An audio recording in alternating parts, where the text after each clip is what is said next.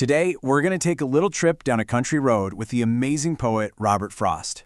We're diving into his poem, A Roadside Stand. And trust me, it's about so much more than just a little shop selling fruit.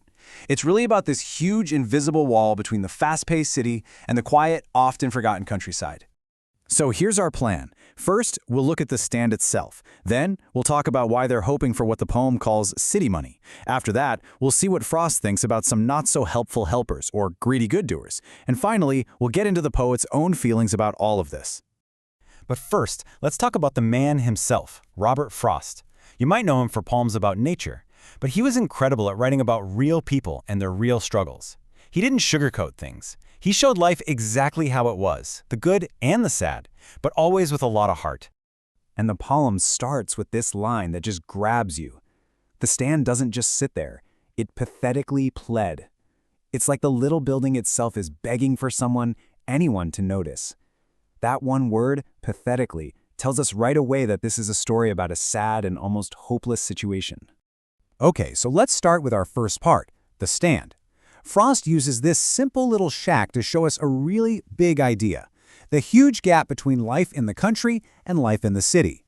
Right away, Frost shows us two totally different worlds. On one side, you've got the polished traffic. Think shiny, selfish cars just zooming by, focused only on where they're going. And on the other side, the little stand, with its simple, artless paint and even signs with letters turned the wrong way. It's like they exist in different universes, right there on the same road. And what are these people selling? Well, they're offering the real, simple things from the countryside. Wild berries, pretty golden squash. They're even offering a beautiful view, a place for beauty rest. But the people in the cars are in such a hurry, they don't even see it. And this is a really important moment. The poet tells us that the clumsy, hand-painted signs don't bother him at all. The real sadness, the real hurt, isn't the ugly sign. It's the quiet, hopeful feeling from the people waiting there. It's their unspoken wish that just breaks his heart. So, what is this hopeful, trusting sorrow all about? What do the people at the stand actually want?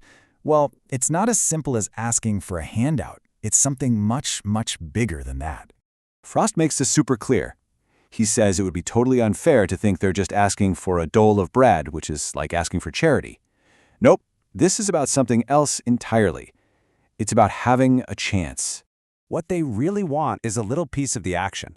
They see all this cash that makes the cities grow and shine, almost like water making a flower bloom. They just want a tiny bit of that money in their own hands, not as a gift, but so they can grow too.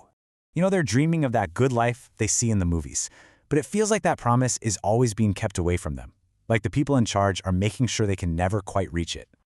And here's where Frost gets really critical. He stops talking about the drivers who don't care and starts talking about a group that might be even worse, the powerful people who claim they want to help the poor. Frost calls them beneficent beasts of prey. Isn't that an amazing phrase? Beneficent means kind or helpful, but then he calls them beasts of prey, like lions or tigers.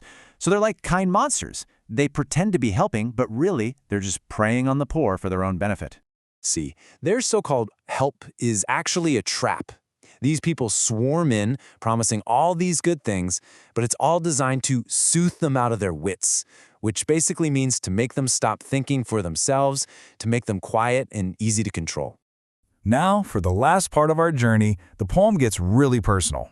Frost stops being just an observer, and he shows us how deeply all of this is affecting him, how much it hurts him to see it. He calls the hope of the people at the stand a childish longing. He doesn't mean that in a bad way. It's childish because it's so pure and simple, just wishing for one car to stop. He feels how heavy that wish is, waiting all day for nothing. And get this, on the rare chance that a car actually does stop, it's never to buy anything. They only stop for their own selfish reasons. One car rips up the grass to turn around. Another asks for directions. A third asks if they sell gas. Can you believe it? Each stop is just another disappointment. At this point, the poet feels their sadness so much that he admits to a really dark and shocking thought. He says he can almost imagine the relief it would be to just end their pain all at once. That's a huge thing to say, and it shows just how hopeless their situation feels to him. But then, just as quickly, he pulls himself back. He snaps out of that dark thought and turns the question around. He asks himself how he would feel if someone offered to gently end his own pain. And the poem just ends there. It leaves us with that huge, heavy question, making us think about what it really means to feel for another person.